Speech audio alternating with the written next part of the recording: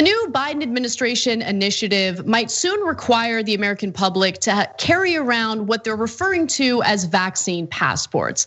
Now, of course, we're dealing with a global pandemic. This is an incredibly contagious virus. And so if individuals are refusing to get vaccinated, some of these businesses, some travel locations might want to be aware of it in order to protect their own customers, clients, or constituents. And so this vaccine passport would of course prove that you've been vaccinated against the coronavirus. However, the initiative is going to be used and is already being used as a culture war symbol by right-wing grifters like Marjorie Taylor Greene. Let's hear what she has to say about it. They want you to be required to have something called a COVID passport, and this would mandate your ability to be able to travel, your ability to be able to go to events, your ability to be able to buy and sell. And I asked the question earlier today, is this something like Biden's mark of the beast? Because that is really disturbing and not good. Oh, if you're gonna come into the football game or the baseball game or the concert, you need your vaccine passport because we're trying to do a good job to keep everyone safe. This is what the Biden administration is trying to talk to these private companies into doing.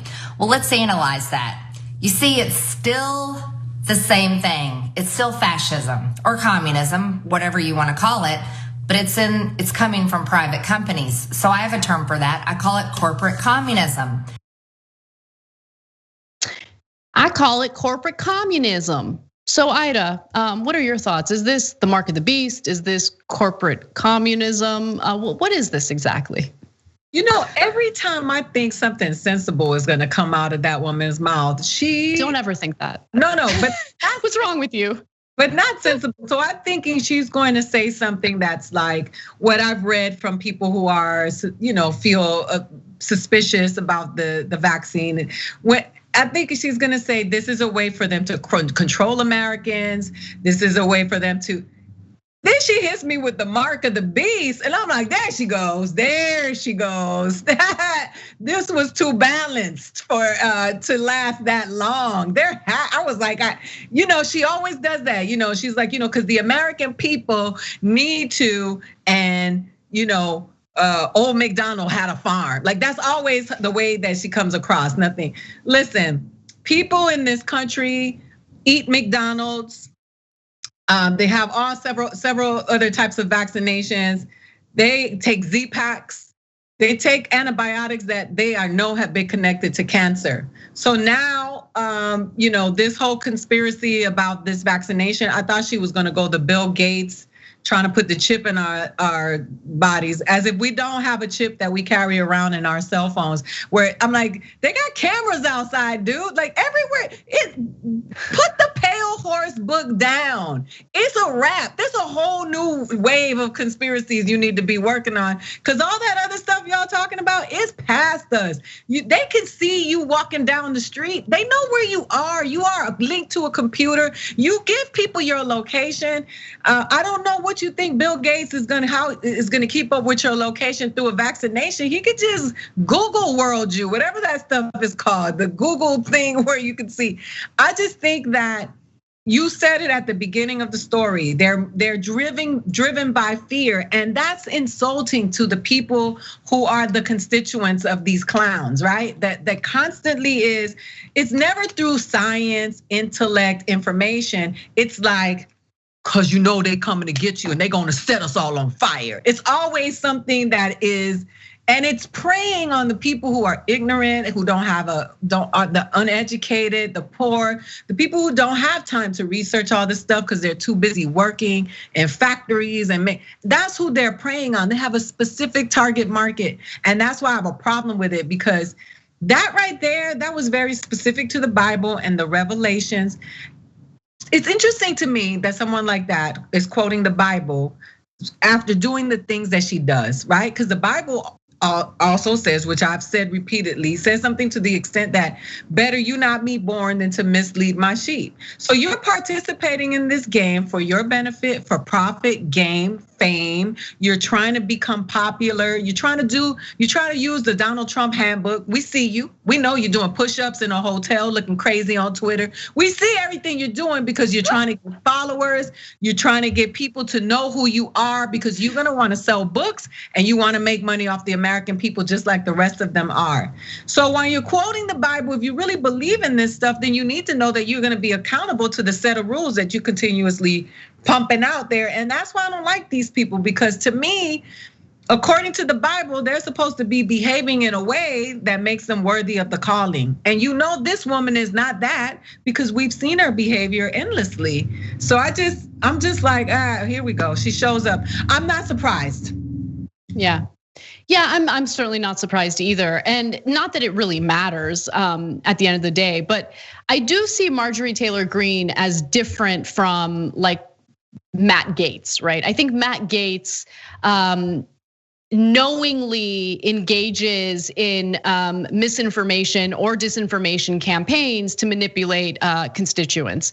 Marjorie Taylor Greene is just not a very smart person, right? So I think that the conspiracy theories that she puts out there are things that she actually genuinely believes, right? And I think that's certainly a problem when we're dealing with a pandemic that is incredibly contagious. And more importantly, if you're gonna be going to public events, right? Whether it's a sporting event or a concert, and you're gonna be around a big group of people, understand that, when you're not vaccinated and you might be a non-symptomatic carrier of that virus, you might be in close contact with someone who, because of their health condition, is unable to get the vaccine. So you're putting innocent people's lives in danger simply because you've decided that you don't want to carry these papers with you. And by the way, that's the one other thing I want to know, and I think this is important.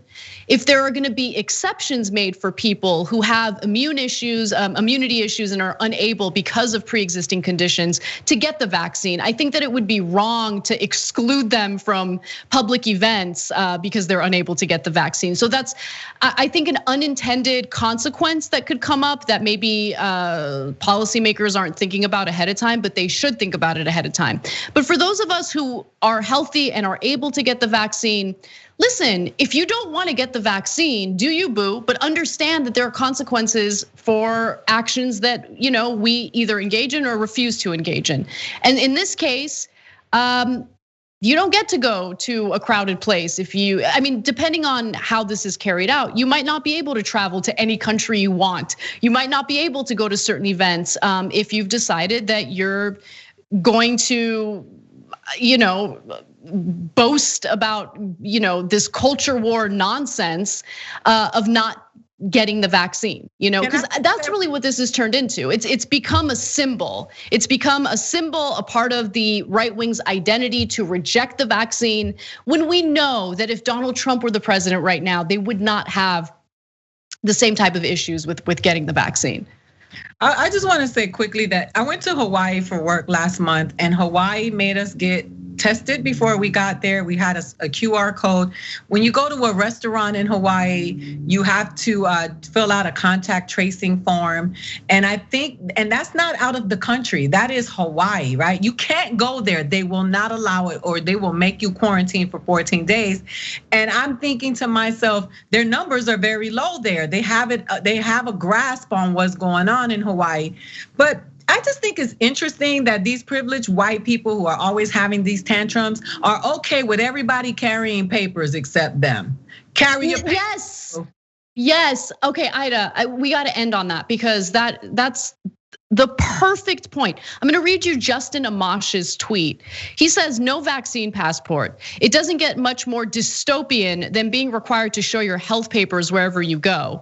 I'd like to remind Justin Amash of SB 1070 in Arizona, where they were forcing Hispanics, Latinos to carry papers indicating that they're citizens, because the whole point of that legislation was to profile people. If you look brown, you better have some papers proving that you're a US citizen, because we're giving cops permission to demand those papers to prove that you're a citizen. I mean, and by the way, it doesn't get more dystopian than that. It doesn't get more dystopian than vaccine documentation. I would argue like one of the largest employers in the United States reducing its employees to defecating in bags because they give them such overwhelming quotas is a bit more dystopian, okay? And of course I'm talking about Amazon here, and the fact that its drivers are literally reduced to urinating in bottles and defecating in bags in their vehicles because they can't afford to waste any time going to the bathroom due to their heavy workload. That's, I would argue, a lot more dystopian, but Amash doesn't seem to have a problem with that. Thanks for watching the Young Turks, really appreciate it. Another way to show support is through YouTube memberships. You'll get to interact with us more. There's live chat emojis, badges. You've got emojis of me, Anna, John, JR. So those are super fun. But you also get playback of our exclusive member-only shows and specials right after they air. So all of that, all you gotta do is click that join button right underneath the video. Thank you.